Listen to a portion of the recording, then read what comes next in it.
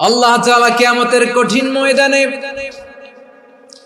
যেদিন স্বামী স্ত্রীকে চিনবে না, স্ত্রী স্বামীকে দেখে পালিয়ে যাবে, বন্ধু বন্ধুরে চিনবে না, পীর সাহেব মুরিদরে চিনবে না, মুরিদ পীর সাহেবরে চিনবে না, দলের কর্মী তার নেতারে চিনবে না, নেতা তার কর্মীরে চিনবে না, বন্ধু বন্ধুরে দেখে পালাবে। এই কঠিন মুহূর্তে সূর্যটা মাথার কাছে চলে আসবে, জমিনটা তামার জমিন হবে, আজকের জমিনের মতো নয়। মানুষ ঘর্মাক্ত, ক্লান্ত, শ্রান্ত মাথার মগজগুলো কানের ছিদ্র আর নাকের ছিদ্র দিয়ে বেয়ে বেয়ে পড়বে। বিশ্বনবী ফরমান, কিয়ামতের ওই কঠিন ময়দানে 7 শ্রেণীর ব্যক্তিকে রব্বুল আলামিন তার আরশের নিচে ছায়া দিবেন। তার মধ্যে প্রথম শ্রেণীর ব্যক্তি হলো ইমামুন আদিল, যে ইনসাফের সাথে বিচার করে, যে জাস্টিস সমাজে সার্ভ করে, যে সুশাসন নিশ্চিত করে, ওই ইমামুন আদিল। আদিল শব্দটা বুঝছেন না? ইন্নাল্লাহা ইয়া'মুরু বিল আদল, পাইছেন? আদিল। 7 শ্রেণীর ব্যক্তিকে আল্লাহ তাআলা সুশীতল আরশের নিচে ছায়া দিবেন, যেদিন তার দেয়া ছায়া ছাড়া কোনো ছায়া থাকবে না। এর প্রথম হচ্ছে ইমামুন আদিল, ন্যায়পরায়ণ শাসক। চিল্লায়া বলেন সুবহানাল্লাহ।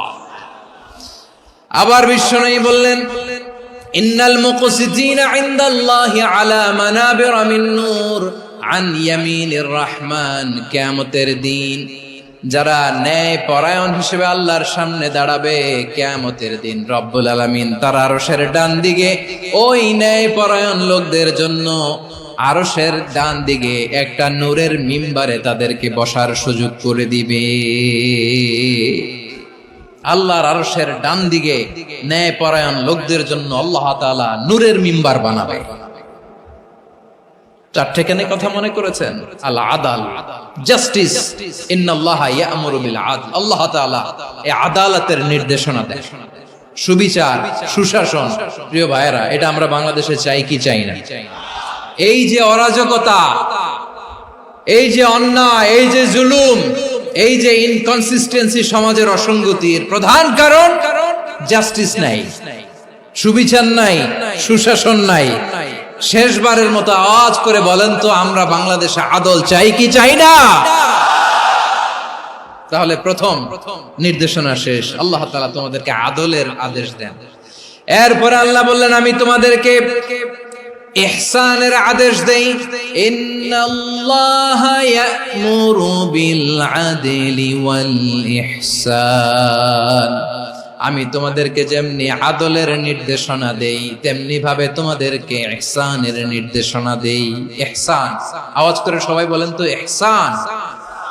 ইহসান মানে কারো প্রতি সফট হার্টেড হওয়া, মহানুভব হওয়া, অনুগ্রহ পরায়ণ হওয়া, অনুগ্রহশীল হওয়া, একে অপরের প্রতি দয়াদ্র হওয়া।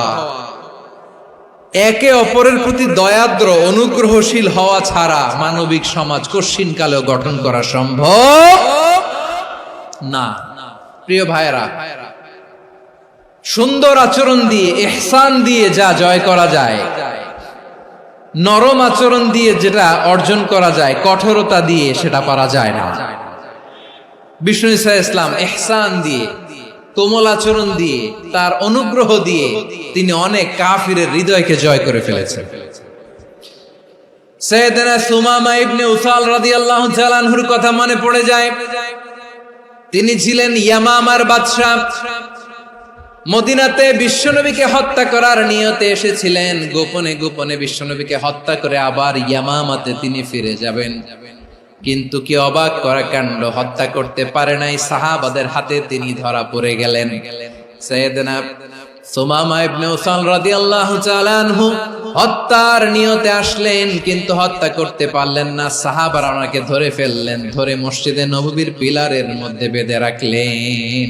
সুমামা ইবনে উসাল, সিরাত থেকে শুনে, সিরাত থেকে শোনাচ্ছি, রাদিয়াল্লাহু তাআলা আনহু ইয়ামামার অধিপতি ছিলেন। বিশ্বনবীকে হত্যার জন্য আসছেন, ধরা পড়ে গেছেন, এখন মসজিদে নববীতে বেঁধে রাখছেন, তার মানে বন্দী। এখন স্ট্যাটাস কি? বন্দী, ক্যাপটিভ। তো বিষ্ণু ইসলাম সাহাবাদেরকে বললেন তার খোঁজ খবর নিও, সুমামা ইবনে উসালের খোঁজ খবর নিও। সাহাবার বলেন, ইয়া রাসূলুল্লাহ, আপনাকে হত্যা করতে এসেছে, তার তো কঠিন ক্যাপিটাল পানিশমেন্ট হওয়া দরকার, কঠিন শাস্তি হওয়া দরকার। বিষ্ণু বললেন, না, আমি যেটা জানি তোমরা সেটা জানো না, তোমরা সুমামার সাথে ভালো আচরণ করো। বিশ্বনবী সুমামার কাছে গেলেন। প্রথম দিন যে তিনি কালেমার দাওয়াত দিলেন, ইমানের দাওয়াত দিলেন, ইসলামের দাওয়াত দিলেন, রিসালাতের দাওয়াত দিলেন, আখিরাতের দাওয়াত দিলেন। পরের দিন যে বিশ্বনবী সালাতের দাওয়াত দিলেন, যাকাতের দাওয়াত দিলেন, ইসলাম কি, কিভাবে, কেমন করে পালন করতে হয় চমৎকার আর্টিকুলেট করতে শুরু করলেন। তন্ময় হয়ে সুমামা ইবনে উসাল রাদিয়াল্লাহু তাআলা আনহু বিশ্বনবীর কথাগুলো শুনতে আরম্ভ করলো।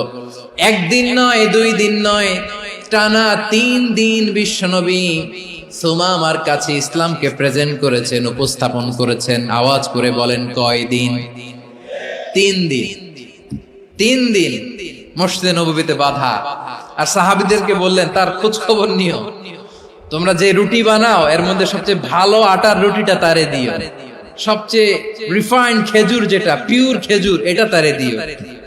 আর বিশ্বনবী নিজের ওট থেকে দুধ দহন করে ওনার বাড়ির এক কর্মচারীকে বলেছেন, দুধ দহন করে সুমামার জন্য নিয়ে যেও। সুবহানাল্লাহ পড়বেন না? সবাই তো অবাক, ইয়ামামা থেকে আসছে নবীকে হত্যা করতে, বিশ্বনবী দেখে তারে জামাই আদর করে। 1 দিন নয়, 2 দিন নয়, টানা 3 দিন বিশ্বনবী এভাবে সুমামার কাছে যেয়ে ইসলামকে প্রেজেন্ট করতে আরম্ভ করলেন, ইসলামকে উপস্থাপন করতে শুরু করলেন। আর তাকে চমৎকার এন্টারটেইনমেন্ট, আপ্যায়ন দিতে আরম্ভ করলেন। টানা 3 দিন যখন ইসলামের দ্য বিউটিজ অফ ইসলাম, ইসলামের সুমহান বাণী, সৌন্দর্য তার কাছে উপস্থাপন শেষ, তাকে আপ্যায়ন শেষ, বিশ্বনবী বললেন সাহাবাদেরকে, যাও এবার সুমামার হাতের পায়ের রশি দুটো খুলে দাও। সাহাবারা তর্ক জুড়ে দিলেন, লা ইয়া রাসূলুল্লাহ, এমনটা করবেন না, তো ভয়ঙ্কর ভয়ঙ্কর খুনি, কি জানি কি হয়ে যায়। বিশ্বনবী বললেন, না, তার হাতে পায়ের রশিগুলো খুলে দাও। সাহাবারা বিশ্বনবীর কথা মতো তার হাতে পায়ের রশিগুলো খুলে দিল। সুমামা মুহূর্তের মধ্যে মসজিদে নববী থেকে বের হয়, ইয়ামামায় ফিরে না যে মসজিদে নববীর পাশে একটা খেজুর বাগান ছিল, সেখানে চলে গেলেন। সেখানে একটা ছোট্ট কুয়া ছিল, কুয়ার পানি দিয়ে তিনি গোসল করলেন। সুবহানাল্লাহ পড়েন। কুয়ার পানি দিয়ে গোসল করে মসজিদে নববীর সামনে এসে বিশ্বনবী এবং সাহাবাদের সামনে দাঁড়িয়ে সাব্বাবা উঁচু করে বললেন, আশহাদু আল্লা ইলাহা ইল্লাল্লাহ ওয়া আশহাদু আন্না মুহাম্মাদান আবদুহু ওয়া রাসূলুহু। আমি সাক্ষ্য দিচ্ছি আল্লাহ ছাড়া কোনো ইলাহ নাই, আর মুহাম্মদ আল্লাহ তাআলার প্রেরিত বান্দা এবং রাসূল। প্রিয় ভাইয়েরা, ইহসান দিয়ে যা জয় করা যায়, কঠোরতা দিয়ে সেটা কঠিনকালেও জয় করা যায় না। আওয়াজ করে বলেন, ঠিক কি না? এবার সুমামা দাঁড়িয়ে বলে, ওগো নবী, আমি তো কালিমা পড়ে মুসলমান হয়ে গেলাম, এবার শোনেন, এই মুহূর্তের আগে আপনার চেহারার চাইতে নিকৃষ্ট কোনো চেহারা আমার কাছে ছিল না, কিন্তু শাহাদা পাঠ করার পরে আপনার চেহারার চাইতে উত্তম শ্রেষ্ঠ কোনো চেহারা আমার কাছে আর নাই। ও নবী, আজকের দিনের আগে ইসলাম ধর্মের চেয়ে নিকৃষ্ট অপছন্দনীয় কোনো ধর্ম আমার কাছে ছিল না, কিন্তু এই মুহূর্ত থেকে ইসলামের চেয়ে সেরা শ্রেষ্ঠ পছন্দনীয় কোনো ধর্ম আমার কাছে নাই। নবী গো, আজকের দিনের আগে মদিনার চাইতে অপছন্দনীয় নিকৃষ্ট কোনো শহর আমার কাছে ছিল না, কিন্তু এই মুহূর্তের পর থেকে মদিনার চাইতে কোনো শ্রেষ্ঠ শহর আমার জানা নাই। সে ছিল গমের বড় ডিলার, গম বেচতো। কি বেচতো? তার গম কিনে মক্কার লোকেরা রুটি খাইতো। সে ঘোষণা দিল, আজকে থেকে মক্কাবাসীদের জন্য সব গম আমি হারাম করে দিলাম, মক্কাবাসী এখন না খেয়ে মরে। সুবহানাল্লাহ পড়বেন না? মক্কাবাসী বিশ্বনবীর কাছে আসলেন, এসে বললেন, মুহাম্মদ, আমরা তো তোমার ভাই, তোমার চাচা, তোমার ভাতিজা, তোমার আত্মীয়, তুমি সুমামারে বলো সে যেন আবার গমের সাপ্লাই মক্কার জন্য অনুমতি দিয়ে দেয়। বিশ্বনবীর অনুমতি ক্রমে সুমামা আবার মক্কাতে গম পাঠাতে শুরু করলো। পড়েন সুবহানাল্লাহ। ইহসান, ইহসান দিয়ে আপনি যেটা জয় করতে পারবেন, you can win the heart of your enemies. ইহসান দিয়ে আপনি আপনার শত্রুর হৃদয়কে জয় করতে পারবেন। এজন্য আল্লাহ বললেন, ওয়া আনফিকু ফি সাবিলিল্লাহি ওয়া লা তুলকু বিআইদিকুম ইলাত তাহলুকা ওয়া আহসিনু ইন্নাল্লাহা ইউহিব্বুল মুহসিনিন। তোমরা আল্লাহর রাস্তায় দান করবে আর নিজেরা নিজেদেরকে ধ্বংসের হাতে ঠেলে দিও না। তোমরা একে অপরের প্রতি ইহসান করবে, কারণ ইহসানকারীদেরকে আল্লাহ বড্ড ভালোবাসেন। সুবহানাল্লাহ পড়েন। আবার সূরা রহমানে আল্লাহ বললেন, হাল জাযাউল ইহসানি ইল্লাল ইহসান ফাবিআইয়ি আলা, সবাই পড়েন, ফাবিআইয়ি আলাই রাব্বিকুমা তুকাযযিবান। ইহসানের প্রতিদান হিসেবে ইহসানই হয়। বিশ্বনবী সুমামার প্রতি যেমন ইহসান করেছেন, সুমামাও ঠিক তেমন ইহসান ফিরিয়ে দিয়েছে। ঠিক কিনা বলেন? তাহলে এক নম্বরে হচ্ছে আদ, ন্যায় বিচার। দুই নম্বরে সবাই বলেন ইহসান, সদাচরণ। ইহসান দুই ধরনের প্রিয় ভাইরা, ইহসান ফিল ইবাদা, ইহসান ফিল মুআমালা। ইহসান ফিল ইবাদা হচ্ছে একাগ্র অনুভবে ইবাদতে ডুব দেওয়া, এর নাম ইবাদতের ইহসান। সুবহানাল্লাহ পড়ুন। বিশ্বনবী বলেন ইহসান মানে কি জানো নাকি? হাদিসে জিবরিলে সাইয়েদনা জিবরিল আলাইহিস সালাম বিশ্বনবীকে বললেন, আখবিরনি আনিল ইহসান। নবী আমাদেরকে বলেন ইহসান মানে কি? বিশ্বনবী বললেন, আনতা আবুদাল্লাহা কাআন্নাকা তারাহু ফাইন লাম তাকুন তারাহু ফাইন্নাহু ইয়ারাক। ইহসান মানে হলো এমন ভাবে তুমি আল্লাহর সামনে নিজেকে উজাড় করে ইবাদত করবে, তুমি ভাববে তুমি আল্লাহকে দেখতে পাচ্ছ। আর এটা যদি ভাবা তোমার জন্য কঠিন হয়ে যায়, অন্তত এতটুকু তুমি ভাববা যে আল্লাহ তোমাকে দেখতে পাচ্ছেন। ঠিক কিনা বলেন? আমার বীর চট্টলার ভাইয়েরা, কেউ যেটা দেখে না সেটা দেখে কে? এই বিশ্বাস হৃদয়ের মধ্যে আছে? নামাজে যখন দাঁড়ান এই ফিলিংসটা আনা যাবে? এসা পর্যন্ত যে আমরা হায়াত পাবো কোনো গ্যারান্টি আছে? সবাই আওয়াজ করে বলেন, গ্যারান্টি আছে? গ্যারান্টি নাই। এই জন্য বিষ্ণু ইসলাম বলেছে, এমন ভাবে নামাজে দাঁড়াও, ইবাদত করো, মনে করো হতে পারে এটাই আমার জীবনের শেষ নামাজ। Perform the salah as if this is your last and final prayer. এমন ভাবে সালাতে দাঁড়াও, ভাবো হতে পারে এটাই তোমার জীবনের শেষ নামাজ। এমন ভাবে নামাজে দাঁড়াও, ভাবো এটাই শেষ নামাজ। তাহলে নামাজে একাগ্রতা বাড়ায় দিবে কে? ফলে ইবাদতের ইহসান আমাদের অর্জিত হবে। আর মুআমালাতে ইহসান হলো, বিশ্বনবী বলেন, ইন্নাল্লাহা তাবারাকা ওয়া তাআলা কাতাবাল ইহসানা আলা কুল্লি শাই ফাইযা কাতালতুম ফাআহসিনুল কিতলা ওয়া ইযা যাবাহতুম ফাআহসিনুয যাবহা ওয়ালিয়ুহিদ্দা আহাদুকুম শাফরাতাহু ওয়ালিয়ুরিহ যাবিহাতাহু। ইহসান দুই ধরনের, আওয়াজ করে বলতে হবে কয় ধরনের? একটা হচ্ছে ইহসান ফিল ইবাদা, ইবাদতে ইহসান। ইবাদতে ইহসান কি? একাগ্র অনুভব দিয়ে ইবাদত করা, মন প্রাণ দিয়ে ইবাদত করা। আর মুআমালাতে ইহসান কি? সব কাজে, দৈনন্দিন কাজে, কর্মে, সামাজিক অ্যাক্টিভিটিতে কোমলতা প্রদর্শন করা, অনুগ্রহের সাথে সবকিছু করা। আল্লাহ তাআলা ইন্নাল্লাহা তাবারাকা ওয়া তাআলা কাতাবাল ইহসানা আলা কুল্লি শাই, তিনি সবকিছুর ব্যাপারে ইহসানকে আবশ্যক করেছেন। সবকিছু, মুমিনের সব কাজে ইহসানের পরশ থাকবে। ওয়া ইযা কাতালতুম ফাহসিনুল কিতলা, বিষ্ণুই বলেন তুমি যখন কাউকে হত্যা করো ইহসানের সাথে করো। সুবহানাল্লাহ পড়বেন না? যখন হত্যা করো তখনও ইহসানের সাথে। আচ্ছা, হত্যা করবো আবার ইহসান আসবে করতে, করে তো মেরেই ফেলবো আমি।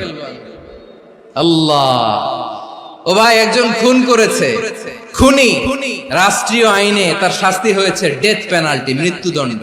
এখন মৃত্যুদণ্ড দেখে আপনি যেমনি মন চায় তেমনি মারবেন লোকটারে? ওর নাক কেটে ফেলতে পারবেন? ওর কান কাটতে পারবেন? ওর চোখ উপড়ে ফেলতে পারবেন আপনি? যেমন মন চায় তার অঙ্গহানি করা যাবে না। ইহসানের সাথে তাকে হত্যা করো। সুবহানাল্লাহ, this is Islam. This is the true essence of Islam. ওয়া ইযা যাবাহতুম ফাহসিনু যাবহা, যখন জবাই করবে তখনও ইহসানের সাথে জবাই করবে। করব জবাই, ওইখানেও নাকি ইহসান। আচ্ছা, কুরবানির দিন আমরা পশুগুলোরে কি করি বলেন সবাই আওয়াজ করে?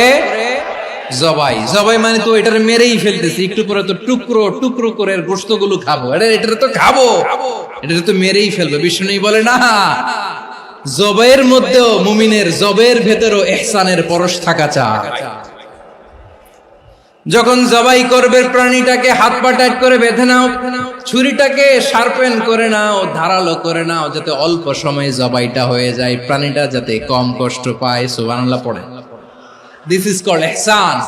আল্লাহ তাআলা যেমনি আদলের আদেশ করেছেন, ন্যায় বিচার জাস্টিস এনশিওর করতে বলেছেন, সমাজে ইহসানের ব্যবহার, ইহসানের অনুশীলন তিনি করতে বলেছেন। এজন্য মুমিনের প্রতিটি কাজে, আমার চট্টগ্রামের ভাইয়েরা আমার দিকে তাকান, খেয়াল করে শুনুন, মুমিন জীবনের প্রতিটি কাজে ইহসানের পরশ থাকা চাই। আমরা যেন আমাদের পরিবারের প্রতি ইহসান করি, আমরা যেন আমাদের কর্মচারীদের প্রতি ইহসান করি, আমরা যেন আমাদের কলিগদের প্রতি ইহসান করি, আমরা যেন আমাদের ভাইদের প্রতি ইহসান করি।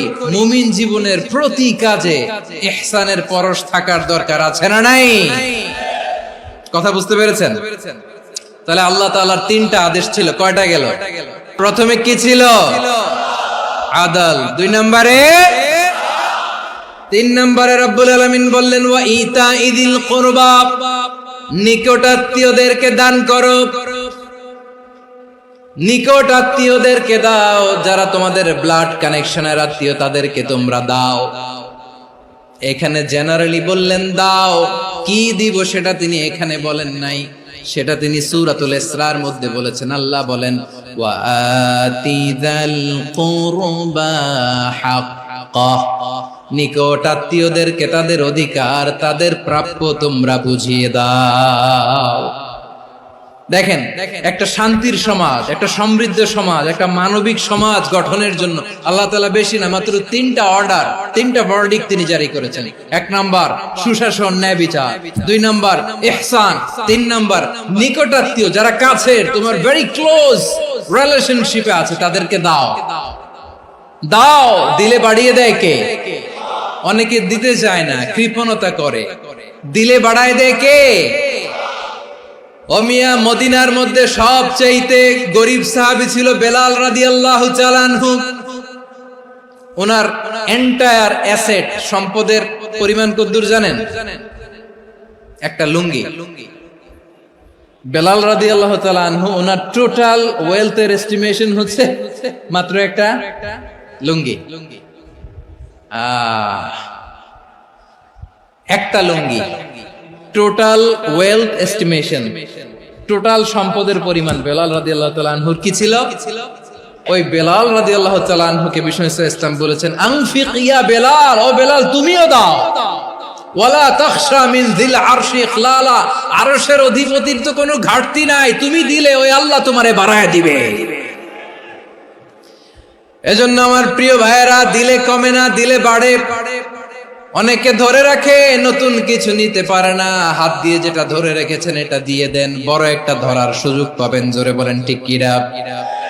রব্বুল আলামিন বললেন 3 নাম্বার আদেশ হলো তোমাদের প্রতি সমাজটারে কেমন করে মানবিক সমাজ, সুন্দর সমাজ গড়বা।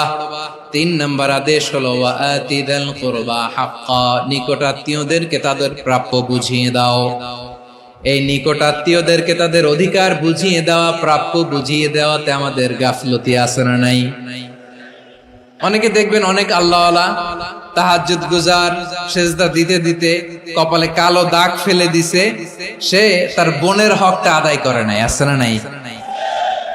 অনেক বড় হাজী সাহেব, বিশাল লম্বা দাড়ি, ছেলেরে সব দিয়ে দিছে, মেয়েরে কিছু দেয় নাই, মেয়ের হক আদায় করে নাই।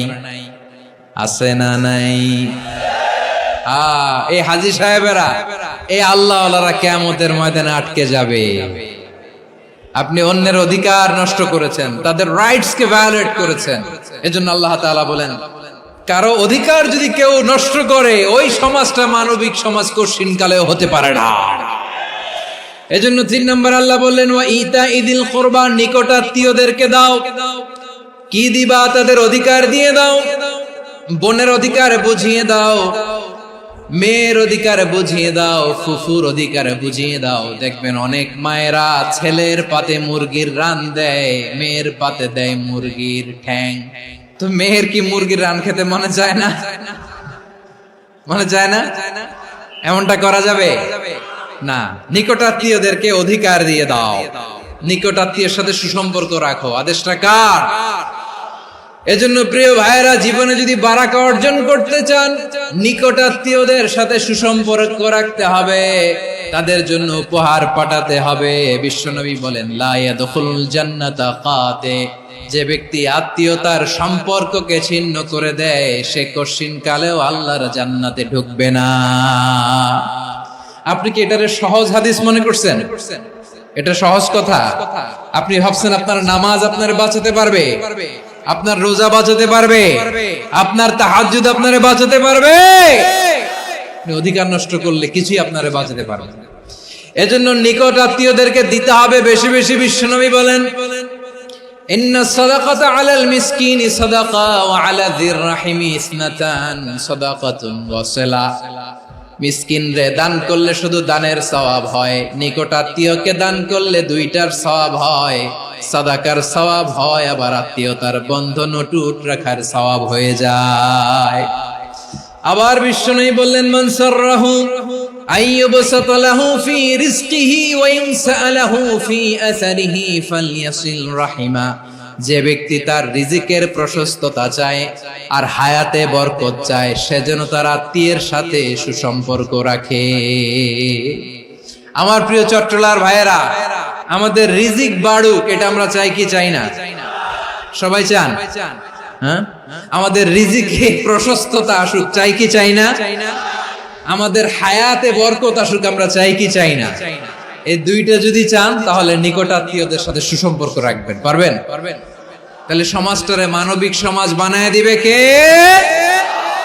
3টা আদেশ চলে গেল। 1 নম্বরে কি ছিল? 2 নম্বরে, 3 নম্বরে নিকটাত্মীয়দেরকে দান। আল্লাহ তাআলা 3টা জিনিসের যেমনি আদেশ করেছেন, অনুরূপ ভাবে 3টা বিষয় তিনি বারণ করেছেন, নিষেধ করেছেন। ওগুলোর কাছেও যাওয়া যাবে। রাব্বুল আলামিন বলেন, ওয়ায়ানহা আনিল ফাহশাই ওয়াল মুনকারি ওয়াল বাগি। আমি যেমনি 3টি বিষয়ে আদেশ করলাম, অনুরূপ ভাবে 3টি বিষয়ে বারণ করলাম, নিষেধ করলাম। আমার 1 নাম্বার নিষেধাজ্ঞা হলো অশ্লীলতার প্রতি। ফাহশা, ওয়ায়ানহা আনিল ফাহশা, আল্লাহ তাআলা অশ্লীলতাকে নিষেধ করেছেন। কোন জিনিসকে? সবাই বলুন, কোন জিনিসকে? যত ধরনের, যত টাইপের, যত ক্যাটাগরির অশ্লীলতা হতে পারে, সব অশ্লীলতাকে হারাম করেছেন কে? ফাহশা মানে কি? কথায়, কাজে, আচরণে, কমেন্ট, ফেসবুকের কমেন্টসে যত ধরনের নোংরামো আছে, যত ধরনের অশ্লীলতা আছে, এটাকে আরবিতে বলে ফাহশা। রাব্বুল আলামিন বলেন, কুল ইন্নামা حرم ربي الفواحش ما ظهر منها وما بطن। ও নবী, আপনি বলে দেন, আমার রব প্রকাশ্য অপ্রকাশ্য, স্পষ্ট কিংবা অস্পষ্ট, দৃশ্যমান কিংবা অদৃশ্যমান সব অশ্লীলতাকে হারাম করেছেন। সব ধরনের অশ্লীলতা হারাম। আল্লাহ তাআলা আমাদেরকে অশ্লীলতা থেকে বাঁচায়। এবার বলেন, আমাদের সমাজে অশ্লীলতা আছে না নাই? অশ্লীলতা নানা ভাবে, নানা নামে, নানা মোড়কে আমাদের সমাজে আছে না নাই? সংস্কৃতির নামে, ফ্যাশনের নামে, বিনোদনের নামে, উপন্যাসের নামে, কনসার্টের নামে অশ্লীলতা আছে না নাই? আপনি দেখেছেন কনসার্ট গুলোর অবস্থা? আমাদের তরুণ তরুণীরা, আমাদের যুবক যুবতীরা, আমাদের জেনজিরা, কি অবস্থা ওইখানে? কনসার্টের নামে অশ্লীলতা আছে না নাই? ছেলে মেয়ে একে অপরকে জড়ায় ধরতেছে, একে অপরকে চুমু খাচ্ছে প্রকাশ্যে দিবালোকে গণমানুষের সামনে। আল্লাহ তাআলা এই অশ্লীলতা থেকে আমাদেরকে বেঁচে থাকতে বলেছেন। রূপালী জগতের নামে অশ্লীলতা আছে না নাই? এই টার্মটা আপনারা জানেন না? রূপালী জগৎ কি জগৎ? আসলে কি রূপালী জগৎ না অন্ধকার জগৎ? আমার বোনেরা, আপনাদেরকে যে কি বলে তারা বুঝায়, রূপালী জগৎ শুনেই আপনি ভরকে যাবেন না। রূপালী জগতে যে নারী যত বেশি উলঙ্গ সে নাকি তত বেশি সাহসী। জানেন? বলে এটা একটা সাহসী নারী, খুব সাহসী পদক্ষেপ তার। যত বেশি শরীর থেকে কাপড় নামাতে পারবে, যত বেশি বস্ত্রহীন হয়ে নিজেকে প্রেজেন্ট করতে পারবে, সে নাকি তত বেশি সাহসী। আমার চট্টলার ভাইয়েরা, শয়তানের প্রথম এজেন্ডা ছিল বনি আদমকে বস্ত্রহীন করা। সে আদম এবং হাওয়া আলাইহিস সালামকে নিষিদ্ধ গাছের ফল খাইয়ে তাদেরকে বস্ত্রহীন করেছে। এই জামিনেও সে আমাদেরকে বস্ত্রহীন করতে চাইবে। এই রূপালী জগতের নামে তারা এটা করে। আমার প্রিয় বোনেরা, আপনি জানেন না আপনার দাম কত? ওরা আপনাদেরকে বিজ্ঞাপনের সস্তা পণ্য বানাতে চায়। ওরা আপনাদেরকে ওদের ভোগের লিপসার টুলস বানাতে চায়। ওরা আপনাদেরকে দিয়ে ওদের খায়েশ পূরণ করতে চায়। এটা আপনাদের জন্য মোটেও ডিগনিটি নয়, এটা আপনাদের জন্য সম্মান নয়। আপনার সম্মান শালীনতায়, আপনার সম্মান হেজাবে, আপনার সম্মান ভদ্রতায়, আপনার সম্মান আপনার ডিসেন্ট পোশাকে। পোশাক বলে দেয় এই নারীটা ভদ্র না অভদ্র। পোশাক বলে দেয় এই মেয়েটা কোন ঘরের মেয়ে। আপনি জানেন না? আপনার সস্তা পণ্য বানায়, ভোগের পণ্য, বিলবোর্ডে আপনাকে উলঙ্গ করে উপস্থাপন করে। এই অশ্লীলতার সাথে ইসলামের কোন সম্পর্ক? এজন্য আল্লাহ বলেন, আমি অশ্লীলতাকে হারাম করেছি। অশ্লীলতাকে হারাম করার প্রথম কারণ হলো এর মাধ্যমে মানবতাকে অপমানিত করা হয়। কারণ মানুষের সম্মান মানুষের পোশাকে। মানুষ যখন পোশাকহীন হয়ে যায়, বস্ত্রহীন হয়ে যায়, তার সম্মান কমে যায়। ঠিক কিনা? অশ্লীলতাকে হারাম করার প্রথম কারণ হচ্ছে মানুষ মানুষকে অপমান করে। একটা নারী, সে তো সম্মানিত। নারী যে কত সম্মানিত, নারীরা এটা বুঝেই নেই। বিশ্বনবী বলেন, আদ-দুনিয়া কুল্লুহা মাতা ওয়া খায়রু মাতা'আদ দুনিয়া আল মারআতুস সালিহা। আমার বোনেরা, 5টা প্যান্ডেলে আপনারা এলইডিতে আমার আলোচনা শুনছেন, আমি জানি। আপনাদের এই গর্ভ যে কত দামি আপনি জানেন না। আপনার পেট থেকেই আসবে আগামী দিনের সালাহুদ্দিন আল আইয়ুবী। আপনার পেট থেকেই আসবে অনাগত দিনের ইমাম মাহদী আল মুনতাযর। আপনার পেট থেকেই আসবে অনাগত দিনের ফয়সাল, ওয়াসিম, মুগ্ধ, আবু সাইদের মতো বীর যোদ্ধা। আমার প্রিয় বোনেরা, আমার প্রিয় বোনেরা, বিশ্বনবীর কথার ওজন খেয়াল করেন। আদ-দুনিয়া কুল্লুহা মাতা ওয়া খায়রু মাতা'আদ দুনিয়া আল মারআতুস সালিহা। দুনিয়ার সবকিছুই অ্যাসেট, এর মধ্যে সবচেয়ে দামি অ্যাসেট নেককার নারী। আপনার গর্ভ যে কত দামি আপনি জানেন না। নিজের সময়টাকে কাজে লাগান, কোরআন পড়েন, সুন্নাহ পড়েন। আপনার অনেক দায়িত্ব ঘরে। You are the MD of your family.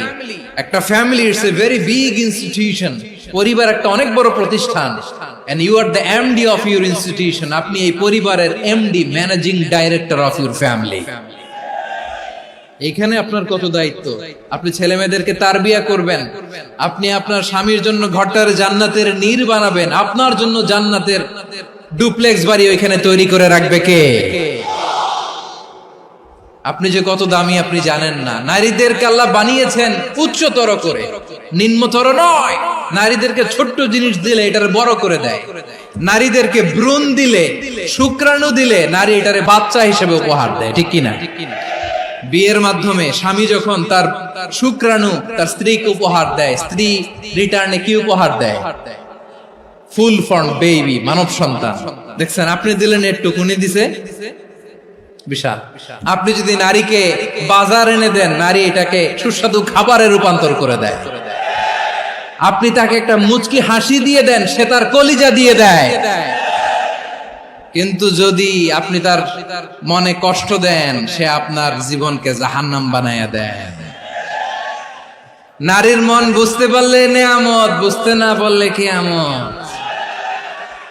আমার প্রিয় বোনেরা, আপনি যে কত দামি আপনি জানেন না, অনেক দামি আপনি। আপনাদেরকে যেন ভোগের সস্তা পণ্য বানাতে না পারে, আপনাদেরকে সচেতন থাকতে হবে। তাহলে কেন আল্লাহ তাআলা এই ফাহশা অশ্লীলতাকে হারাম করলেন? 1 নাম্বার, এতে হিউম্যান ডিগনিটি কমে। 2 নাম্বার, এতে মানুষের অধিকার নষ্ট হয়। আপনি বিয়ে করেছেন, এরে পরকিয়া করেন, ওর সাথে এরকম আছে না নাই? স্ত্রীর অধিকার নষ্ট করেছেন। আপনি বিবাহ সম্পর্কে আবদ্ধ হয়েছেন তার সাথে, আপনি পরকিয়া করেন ওই ছেলের সাথে, আপনি আপনার হাজবেন্ডের সাথে বিট্রে করেছেন। এজন্য আল্লাহ অশ্লীলতাকে হারাম করেছেন। অশ্লীলতাকে হারাম করার আরেকটা কারণ হচ্ছে আল্লাহ তাআলা এই হিউম্যান জেনারেশনকে এটাকে প্রিজার্ভ করতে চায়। হিফজুন নাসল, এটা মাকাসিদুশ শরিয়ার অনেক গুরুত্বপূর্ণ একটা মাকাসিদ, অনেক গুরুত্বপূর্ণ। আপনার নাসল, আপনার জেনারেশনকে সংরক্ষণ করা। এই যে আসতেছে ফেব্রুয়ারি, কত ফেব্রুয়ারি জানো? এটা কি বিশ্ব ভালোবাসা দিবস? হ্যাঁ, কি দিবস? এই বিশ্ব ভালোবাসা দিবসের সাথে মুসলমানদের কোনো সম্পর্ক নাই। আমার প্রিয় ভাইরা, এই যে আপনি অবৈধ সম্পর্কে জড়ালেন, কেন আল্লাহ অশ্লীলতাকে হারাম করেছে দেখেন। বলতেছিলাম যে এটা আপনার নাসল, আপনার জেনারেশন, আপনার লিনিয়েজ, আপনার বংশকে প্রিজার্ভ করা। কে কার বাবা, কে কার মা, বাবা মা জানা, প্রজন্মকে প্রিজার্ভ করা, এটা ইসলাম ওয়াজিব করে দিয়েছে। এই যে অবৈধ সম্পর্কের কারণে, বিশ্ব বেহায়া দিবসের কারণে, এগুলোর আউটপুট হিসেবে মাঝে মাঝে এই ঢাকা মেডিকেলের ডাস্টবিনে নবজাতকের বাচ্চার কান্নার আওয়াজ শুনতে পাওয়া যায়। চট্টগ্রাম মেডিকেলের ডাস্টবিনে নবজাতকের কান্না শুনতে পাওয়া যায়। বীর চট্টলার মুসলমানেরা বুঝতে পারলে আওয়াজ করে বলেন, এই যে চট্টগ্রাম মেডিকেলে যে নবজাতকটা পাওয়া গেল, ওর বাবাকে আমাকে বলেন, ওর মাকে, ও কোন ফ্যামিলির সন্তান কেউ জানে? আপনি হিউম্যান ডিগনিটিকে অপমান করেছেন না? আপনি তার ভবিষ্যৎকে অন্ধকার করেছেন না? আপনি তার লিনিয়েজকে প্রশ্নবিদ্ধ করে দিয়েছেন না? এই জন্য আল্লাহ তাআলা অশ্লীলতাকে আমাদের জন্য হারাম করে দিয়েছেন। পড়েন সুবহানাল্লাহ। এই জন্য রাব্বুল আলামিন বলেন, কুল ইন্নামা حرم ربي الفواحش ما ظهر منها وما بطن। প্রকাশ্য অপ্রকাশ্য সব অশ্লীলতাকে হারাম ঘোষণা করে দিয়েছে কে? আবার দুনিয়ার বুকে যারা অশ্লীলতার প্রসার করে তাদের জন্য শাস্তি মজুদ রেখেছে কে?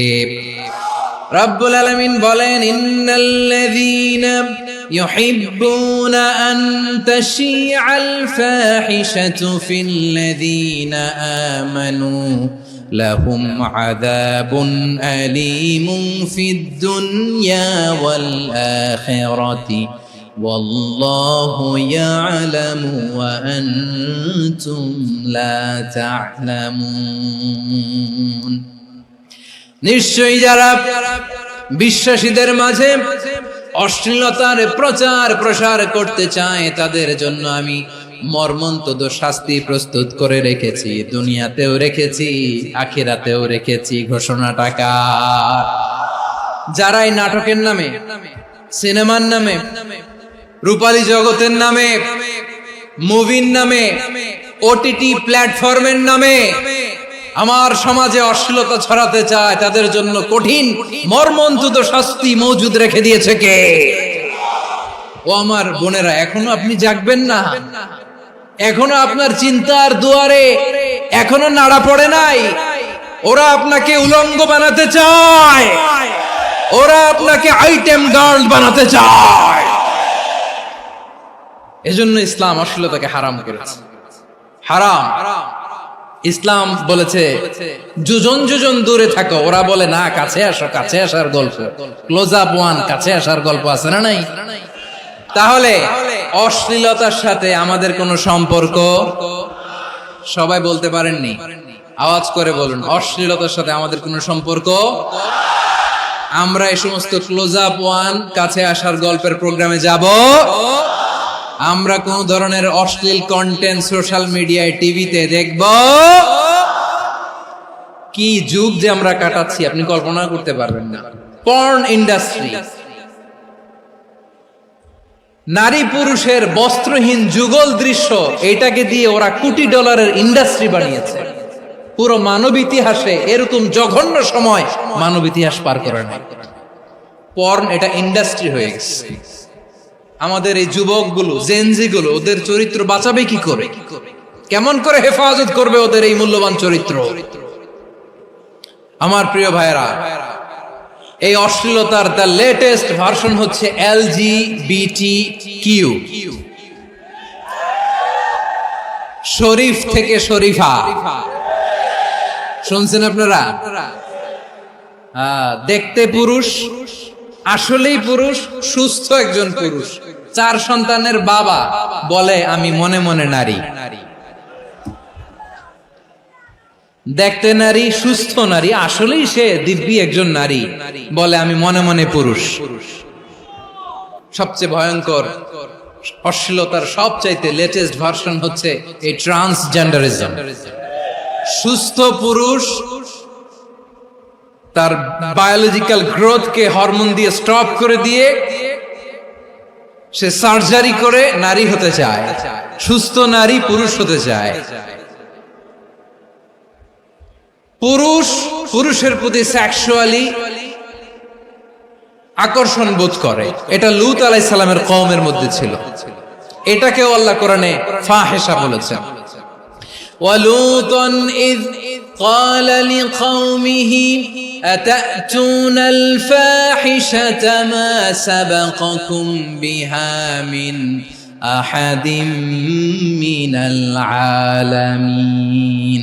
লূত আলাইহিস সালাম বললেন, তোমরা কি এমন এক অশ্লীল কার্যক্রমে ডুব দিলে নাকি যেটা গোটা বিশ্বের কেউ কখনো করে নাই, তোমরাই প্রথম করেছো। পড়েন নাউযুবিল্লাহ।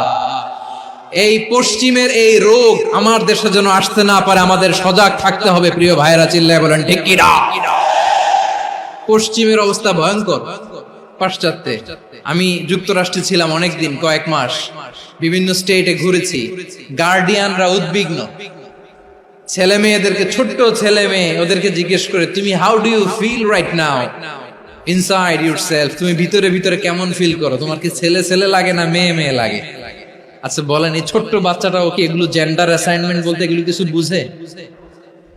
এইভাবে মিসগাইড করা হচ্ছে। কৌতূহল বশত ছোট্ট ছেলে যদি বলে আমার তো মেয়ে মেয়ে লাগে, তখন বলে যে না তুমি মেয়ে, ছেলে না। মা বাবা বাধা দিলে ওকে আলাদা গভর্নমেন্ট হাউসে নিয়ে যায়। ভয়ঙ্করতম অবস্থা। আমরা একটা সময় শুনতাম যে হুজুর আমার ছেলেটা খুব ভালো, হাফেজে কোরআন, আল্লাহওয়ালা। হুজুর আমার ছেলে দাড়ি রাখছে, আল্লাহওয়ালা। হুজুর আমার ছেলে 5 ওয়াক্ত সালাত জামাতের সাথে পড়ে, তার মানে আল্লাহওয়ালা। পশ্চিমে যে আমি কি শুনছি জানেন? ওরা বলে হুজুর আমার ছেলেটা ইউনিভার্সিটির একটা মেয়ের সাথে প্রেম করে, ও খুব আল্লাহওয়ালা, হুজুর দোয়া করবেন। এর কারণ ওদের কাছে আল্লাহওয়ালার ক্রাইটেরিয়া হচ্ছে হুজুর আমার ছেলেটা আরেক ছেলের পছন্দ করে নাই, আমার মেয়েটা আরেক মেয়েকে ভালোবাসে নাই, এজন্য আমার ছেলেটা আল্লাহওয়ালা, হুজুর ওর জন্য একটু দোয়া করে দিয়ে। কি চ্যালেঞ্জ ওরা ফেস করতেছে। ওনার ছেলে যে আরেক ছেলেরে বিয়ে করবে না, এটাতেই উনি খুশি যে আলহামদুলিল্লাহ আমার ছেলেটা একটা মেয়েরে ভালোবাসে, আমার মেয়েটা একটা ছেলেরে ভালোবাসে, মানে এটা খুব আল্লাহওয়ালা। নাউজুবিল্লাহ পড়তে পারলেন না? এজন্য অশ্লীলতার সাথে আমাদের কোন সম্পর্ক। রব্বুল আলামিন বলেন ওয়ায়ানহা আনিল ফাহশাই ওয়াল মুনকারি ওয়াল বাগি। 3টা জিনিসকে আমি নিষিদ্ধ করলাম। 1 নাম্বার হলো ফাহশা, অশ্লীলতা। 2 নম্বরে হলো মুনকার, সমস্ত মন্দ কাজ।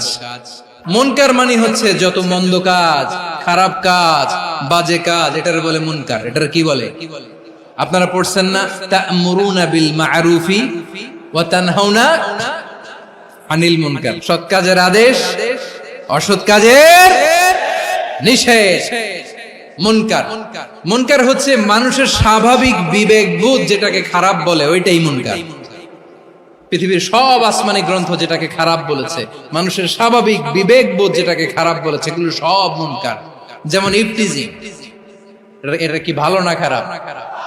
মজুদদারি, খাদ্যে ভেজাল দেওয়া, ওজনে কম দেওয়া, মাছে ফরমালিন মিশানো, চাঁদাবাজি, টেন্ডারবাজি, দখলবাজি, এগুলো আমাদের স্বাভাবিক বিবেকেই বলে এগুলো খারাপ, এগুলো হচ্ছে মুনকার।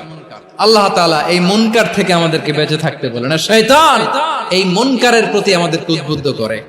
আল্লাহ তাআলা বললেন, ইয়া আইয়ুহাল্লাযীনা আমানু লা তাত্তাবিউ খুতুওয়াতিশ শাইতান ওয়া মান ইয়াত্তাবি' খুতুওয়াতিশ শাইতানি ফাইন্নাহু ইয়া'মুরু বিল ফাহশাই ওয়াল মুনকার। আল্লাহ বললেন, আমার গোলামেরা শোনো শোনো, ও আমার বিশ্বাসী বান্দারা খবরদার, তোমরা কশিনকালেও শয়তানের পদাঙ্ক অনুসরণ করবে না, কারণ শয়তান তোমাদেরকে অশ্লীলতা এবং মন্দ কাজের দিকে উদ্বুদ্ধ করে। আমাদের কাজ হচ্ছে শয়তান আমাদেরকে যেদিকে নিতে চায় আমরা তার উল্টা দিকে যাব। শয়তান এই মন্দ কাজকে আমাদের কাছে বিউটিফাই করে, চাকচিক্যময় করে আমাদের সামনে উপস্থাপন করে। এজন্য আল্লাহ বলেন, মুনকারকে থামাতে হবে, মুনকার প্রতিরোধ করতে হবে।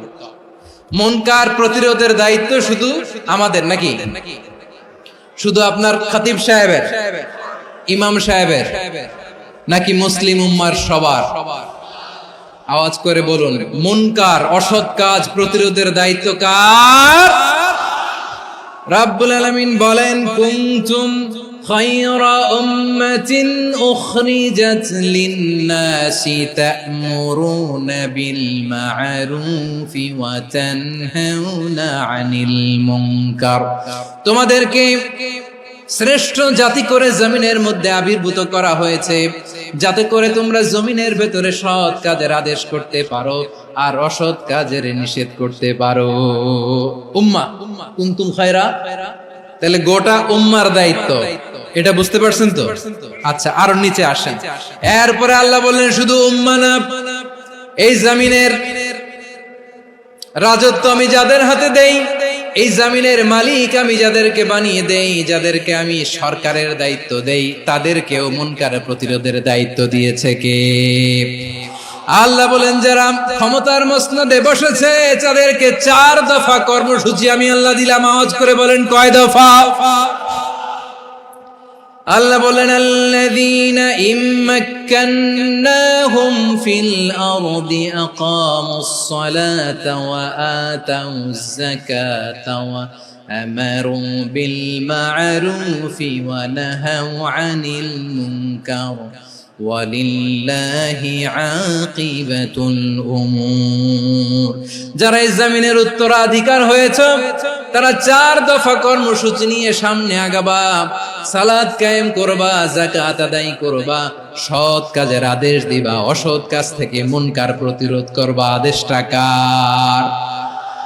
আমার প্রিয় চট্টলার ভাইরা, পুরো উম্মার দায়িত্ব মুনকার প্রতিরোধ করা, সরকার প্রধানের দায়িত্ব মুনকার প্রতিরোধ করা। এরপর আল্লাহ বলেন, প্রতিটা ফ্যামিলির যিনি প্রধান সিইও বাবা, প্রত্যেক বাবারও দায়িত্ব এই মুনকার প্রতিরোধ করা। আওয়াজ করে বলেন, ঠিক কি না? যেমনটি সাইয়েদনা লোকমান আলাইহিস সালাম ওনার কলিজার টুকরা সন্তানকে আদেশ করেছেন, ইয়া বুনাইয়া আকিমিস সালাতা ওয়া'মুর বিল মা'রুফি ওয়ানহা আনিল মুনকার। পড়েন সুবহানাল্লাহ। বাবা ছেলেকে সবক দিচ্ছে, লোকমান আলাইহিস সালাম ছেলেকে বলতেছে, ওরে আমার কলিজার টুকরা সন্তান, ওরে আমার বাছা, নামাজ কায়েম করবা, সৎ কাজের আদেশ দিবা, আর মুনকার প্রতিরোধ করবা, অসৎ কাজ, সমাজ থেকে খারাপ কাজকে ঝেঁটে বিদায় করে দিবা। তাহলে দেখেন, আমি স্টেপ বাই স্টেপ নামলাম। পুরা উম্মার দায়িত্ব, জমিনের উত্তরাধিকারী আল্লাহ যাদেরকে বানিয়েছেন সরকার, তাদের দায়িত্ব, প্রতিটি ফ্যামিলির প্রধানের দায়িত্ব। এরপরে বিশ্বনবী বলেন, সচেতন প্রতিটি মুসলিমের দায়িত্ব সমাজ থেকে মুনকারকে উৎখাত করা।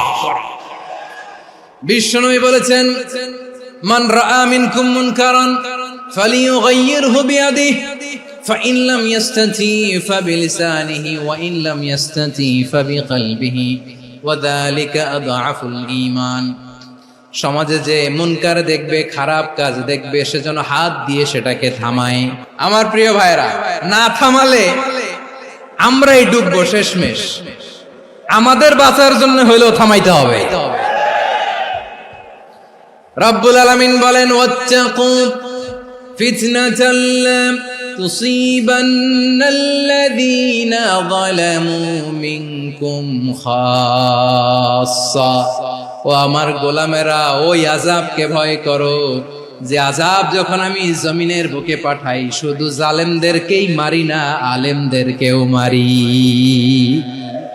আযাব যখন আসে তখন শুধু জালিমই মরে না, আলেমও মরে। জানেন, মুসা আলাইহিস সালামের পায়ে একবার লাল পিঁপড়া, তো উনি রেগে মেগে পাশি দেখে লাল পিঁপড়ার বাসা, পা দিয়ে ডলে মুছে সবগুলো পিঁপড়া মেরে ফেলছে। এই ঘটনাটা আল্লাহ ঘটিয়েছেন। এজন্য মুসা আলাইহিস সালাম ছিলেন কালিমুল্লাহ, সরাসরি আল্লাহর সাথে কথা বলতেন। তিনি আল্লাহকে জিজ্ঞেস করেছিলেন, আল্লাহ তুমি যখন কোন জনপদে আযাব পাঠাও, শাস্তি দাও, ওখানকার শুধু জালেমরাই তো মরে না, ভালো মানুষগুলাও মরে, তো আযাব দিবা মুশরিকদের উপর দিবা, অবাধ্যদের উপর দিবা, ভালো মানুষগুলোরে মারো কেন? আল্লাহ বললেন, মুসা তোমার যে কামড় দিছিল পায়ের মধ্যে পিঁপড়া, কয়টা পিঁপড়া? একটা পিঁপড়া, তো সবগুলারে মারলা কেন? রেগে মেগে পুরো পিঁপড়ার বাসা ভেঙে মেসাকার করলা কেন? আমি যখন অ্যাকশনে যাই, আমি যখন শাস্তি দেই, তখন এত বাস বিচার করা হয় না, বাস বিচার করা যায় না। যখন অ্যাকশনে যাওয়া হয়, ওইটা ডাইরেক্ট অ্যাকশন হয়ে যায়। চিল্লায় বলো ঠিক কিনা? এজন্য আমাদের বাঁচার জন্য হলেও এই পাপ থামাতে হবে, এই শয়তানের অট্টহাসি থামাতে হবে, অন্যায় অপরাধ সমাজ থেকে আমাদের থামাতে হবে। কারণ আযাব আসলে ওরাও মরবে, আমরাও মরব। একটা জাহাজ 2 তলা, আপনি আছেন 2য় তলায়। নিচের তলার কিছু লোক জাহাজের তলা ছিদ্র করতে আরম্ভ করছে। কি ছিদ্র করতেছে? আচ্ছা, জাহাজের তলা ছিদ্র করলে তলা দিয়ে কি ঢুকে? এখন আপনি যদি বলেন আমার কি, আমি তো 2 তলায়, আমি তো ভালো আছি, ওরা ছিদ্র করে ওরা মরবে। আসলে কি শুধু ওরা মরবে? তলা দিয়ে যখন পানি ঢুকবে, জাহাজ ডুবলে আপনিও মরবেন। এজন্য নিজে মরার আগে ওই পাগলগুলোর নিচতলায় যে থামাতে হবে। চিল্লায় বলেন ঠিক কিনা? এজন্য আল্লাহ বললেন, মুনকার প্রতিরোধের দায়িত্ব সমাজের টপ টু বটম সবার। এজন্য মুনকার প্রতিরোধ করার দরকার আছে না নাই? সমাজে এই যে ইফটিজিং হয়, আপনার বোনের বয়সী একটা মেয়েকে কিছু বখাটে টিটকারি করে, এই বলে সেই বলে, নোংরা কথা বলে, রাস্তায় দেখেও আপনি পাশ দিয়ে না দেখার মতো চলে যান কেন? আপনি দাঁড়ান না কেন? আপনি দাঁড়ালেই তো থেমে যাবে, কারণ সত্যের যে শক্তি, তার সামনে মিথ্যা মুখ থুবড়ে পড়ে। আপনার সামনে ও কিছুই না, নাথিং। আপনি দাঁড়ান, ওকে প্রশ্ন করেন যে আমার বোনকে তুমি ডিস্টার্ব করো কেন? আপনাকে দেখে আরো 5 জন দাঁড়াবে, 5 জনকে দেখে আরো 10 জন দাঁড়াবে। আমাদের নীরবতা আর আমাদের নিশ্চুপ থাকাই জালিমদেরকে আরো শক্তিশালী জালিম বানিয়েছে। এজন্য মুনকার প্রতিরোধের দায়িত্ব আমাদের সবার। টেন্ডারবাজি, চাঁদাবাজি, দুর্নীতি, অপরাধ, দখলদারিত্ব, মজুদদারি, এগুলো সবকিছু একসাথে প্রতিরোধ করতে হবে। ঠিক কিনা বলেন? একটা মানবিক সমাজ যদি চাই, প্রতিরোধ করতে হবে। প্রিয় ভাইয়েরা, আল্লাহর শপথ নিয়ে বলি, এই নাসিহাত গুলো সবার জন্য, সব দলের জন্য, সব মতের মানুষের জন্য। আমরা কোনো দলের প্রতি মানুষকে ডাকি না, আমরা ডাকি ইসলামের দিকে। সব দলের, সব মতের, সব মানুষদেরকে আমরা আহ্বান জানাই, আসুন আমরা একটা সুন্দর সমাজ বিনির্মাণ করি।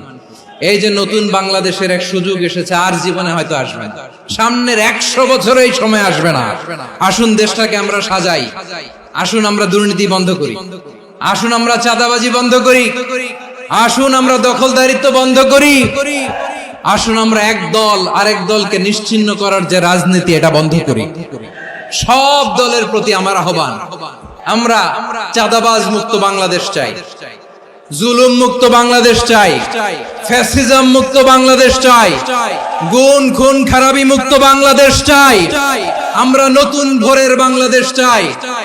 ওই বাংলাদেশ পাওয়ার জন্য মুনকার প্রতিরোধে, অন্যায় প্রতিরোধে যদি বাঘের বাচ্চার মতো, আবু সাঈদের মতো দুই হাত উঁচু করে বুককে টান টান করে প্রসারিত করে দাঁড়াতে হয়, রাজি আছো মুসলমান?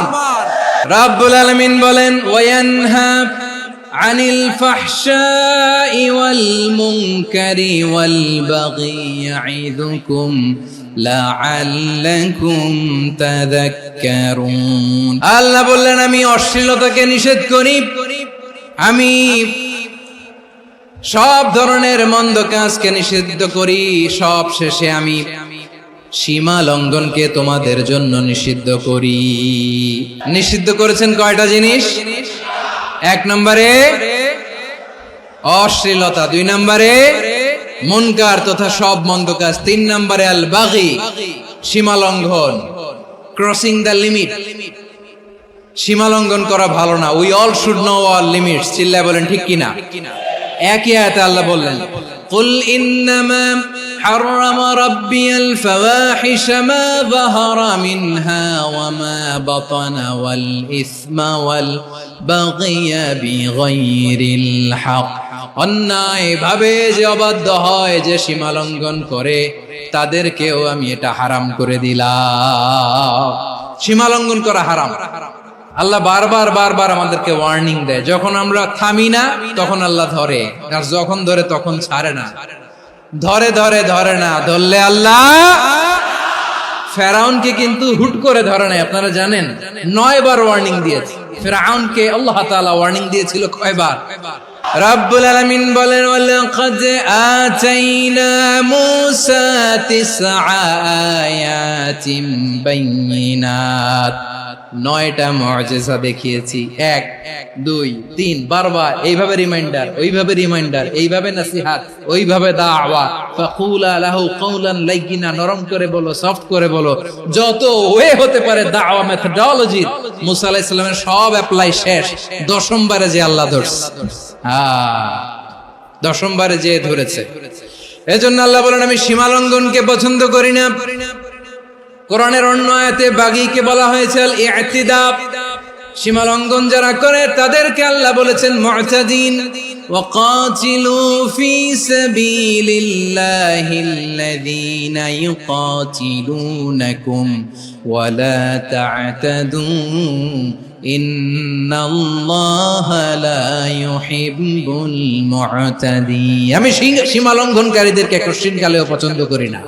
আমরা যেন সীমা লঙ্ঘন না করি, রাজি আছেন তো? যে কোনো ক্ষেত্রে ইবাদতে যেন সীমা লঙ্ঘন না করি। অনেকে আমরা ইবাদতে সীমা লঙ্ঘন করে ফেলি। বিশ্বনবী সাল্লাল্লাহু আলাইহি ওয়াসাল্লাম যেটা শিখিয়েছেন, এর বাইরে যে অতিরিক্ত বুজুর্গ হতে চায়, এরকম আছে না নাই? কোন ক্ষেত্রেই সীমা লঙ্ঘন করা যাবে, এমনকি যুদ্ধ ক্ষেত্রেও না। বিশ্বনবী সাল্লাল্লাহু আলাইহি ওয়াসাল্লাম বলেন, খবরদার যুদ্ধ ক্ষেত্রেও সীমা লঙ্ঘন করো না। কি সুন্দর ইসলাম আমরা পেয়েছি। বিশ্বনবী বলেন, খবরদার যুদ্ধের ময়দানে কোনো নারীর গায়ে হাত তোলো না, কোনো শিশুর গায়ে হাত তোলো না, কোনো গবাদি পশু হত্যা করো না, কোনো শস্য ক্ষেত্র ধ্বংস করো না, ইবাদতরত অন্য ধর্মের কোনো সন্ন্যাসীর গায়ে হাত তোলো না। বলেন সুবহানাল্লাহ। তাহলে আমরা সীমা লঙ্ঘন করতে পারবো? প্রিয় ভাইরা, একটা সুখী, সমৃদ্ধ, শান্তির সমাজ, মানবিক সমাজ যদি আমরা গঠন করতে চাই, আমাদের আল্লাহর দেয়া কয়টা আদেশ মানতে হবে বলেন দেখি? আর বেঁচে থাকতে হবে কয়টা জিনিস থেকে? আল্লাহর আদেশ কি? 1 নাম্বার আদাল, ন্যায়পরায়ণতা। আমরা সুবিচার, সুশাসন, ন্যায় বিচার চাই কি চাই না? 2 নম্বরে কি ছিল? মাশাআল্লাহ, আমরা যেন সবার প্রতি দয়া পরবশ হই, ইহসান করি। 3 নম্বরে কি ছিল? নিকট আত্মীয়দের দান করা, তাদের অধিকার প্রাপ্য বুঝিয়ে দেওয়া। পাশাপাশি 3টা জিনিস থেকে আল্লাহ বারণ করেছেন, নিষেধ করেছেন। তার প্রথমটা ফাহশা, অশ্লীলতা। অশ্লীলতার সাথে আমাদের কোনো সম্পর্ক। 2 নাম্বার নিষেধাজ্ঞা কি ছিল? আল মুনকার, সমাজের যত মন্দ কাজ এগুলোকে আমরা প্রতিরোধ করব। রাজি আছেন তো সবাই? 3 নম্বরে আল বাগী, সীমালঙ্ঘন। কোন মুসলিম সীমালঙ্ঘন করে না। রাব্বুল আলামিন শেষে বললেন, ইয়াইদুকুম লাআল্লাকুম তাযাক্কারুন। আল্লাহ তোমাদেরকে উপদেশ দেন যাতে তোমরা শিক্ষা গ্রহণ করো। আমরা উপদেশ দেব, আমরা জোর করে কাউরে কিছু মানাতে চাই না। লা ইকরাহা ফিদ্দিন, ওয়াযাক্কির ফাইন্না যিকরা তানফাউল মুমিনিন, উপদেশ দিলে এটা মুমিনদের কাজে দেয়। লাস্তা আলাইহিম বিমুসাইতির ইন্নামা আনতা মুযাক্কির, নবী হে আপনি রিমাইন্ডার দাতা, আপনি উপদেশ দিবেন। আমরাও বিশ্বনবীর এই হাদিসগুলো থেকে, কোরআনের আয়াত থেকে রিমাইন্ডার, এই কথামালা বাণী বাহক হিসেবে এই বাণীগুলো আপনাদের সাথে কাছে পৌঁছে দিলাম। আমরা আল্লাহ তাআলার কাছে প্রার্থনা করি, আল্লাহ আমরা যেন আদল দিয়ে আমাদের সমাজকে গঠন করতে পারি, আল্লাহ আমরা যেন ইহসান করতে পারি, আমরা যেন নিকট আত্মীয়দের দান করতে পারি। আল্লাহ যত ধরনের অশ্লীলতা, অনাচার, মন্দ কাজ, সীমালঙ্ঘন, অবাধ্যতা থেকে যেন আমরা বেঁচে থাকতে পারি। আল্লাহ তাআলা আমাদের সবাইকে কথাগুলো বোঝার ও আমল করার তৌফিক দান করুক।